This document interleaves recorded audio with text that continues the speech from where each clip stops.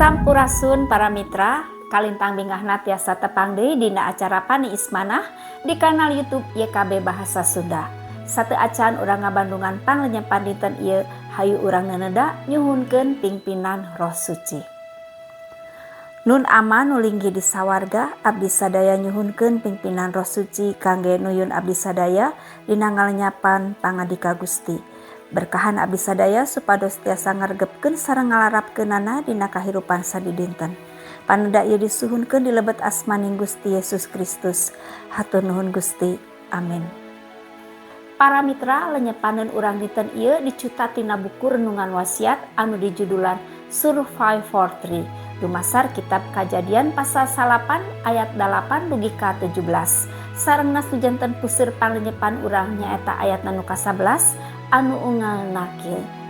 Kieu ikrar perjanjian kami ka maraneh, kami janji moal deui-deui sakabeh makhluk anu nyawaan ku kami dibasmi ku caah.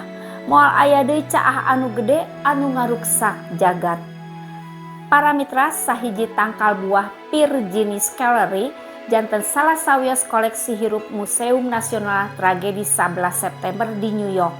Kawitna ieu tangkal teh ditimukeun dina kondisi sakarat di antara ruruntuhan gedong WTC nu runtuh. Akar tur dahana pareunggas sareng kaduruk. Kupada nu mendakanana eta sesa tangkal teh teu dipiceun.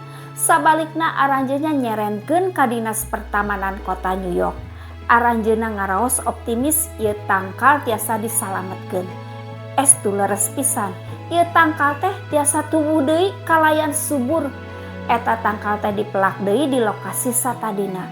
Warga oge talerang kana tangkal ieu teras disebat Survive for 3. Tangkal nu mampu bertahan hirup sareng janten simbol medalna deui harapan sareng kahirupan. Para mitra, carios tadi mepelingan urang kana janji nu diayakeun ku Gusti Allah ka Nabi Nuh katut turunanana.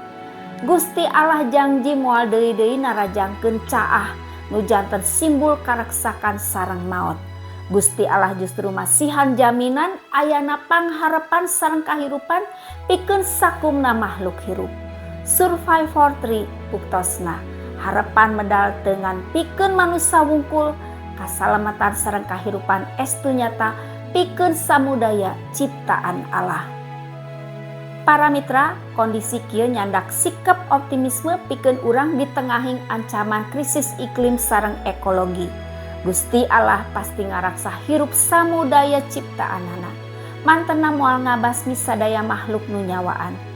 Salaku ahli waris janji Gusti Allah ka Nabi Nuh, sikap optimisme kieu teh janten pangdeudel sumanget sangkan urang teras maju, teras bergerak, nyatakeun pangharepan kanggo bumi tempat urang hirup kumelendang. Hal-hal leutik nu dipilampah ku urang kangge alam ieu moal mubadir. Margi urang nuju nyayagikeun rohangan kanggo Gusti Allah midamel ngabuktoskeun janjina. Hayu urang ngadoa. Hatur nuhun Gusti kangge panglenyepan danget ieu patali carios Survive for 3 tangkal nu tiasa bertahan hirup di tengahing kaayaan nu sakitu rungkadna.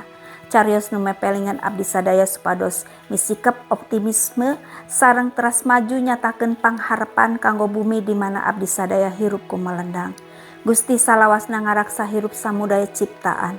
Hatur nuhun Gusti ku kasayan sareng kanyaah Gusti ka abdi sadaya. Paneda ieu disuhunkeun di lebet asmaning Gusti Yesus Kristus. Hatur nuhun Gusti. Amin. Para mitra, rupina sakitu anu kapihatur panglenyepan dinten ieu, pamugi tiasa janten berkah kanggo urang sadayana. Ulah hilap subscribe, like sareng bagikeun kanu sanes.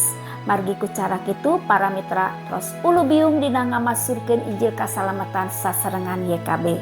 Gusti Yesus ngaberkahan. Cak heula.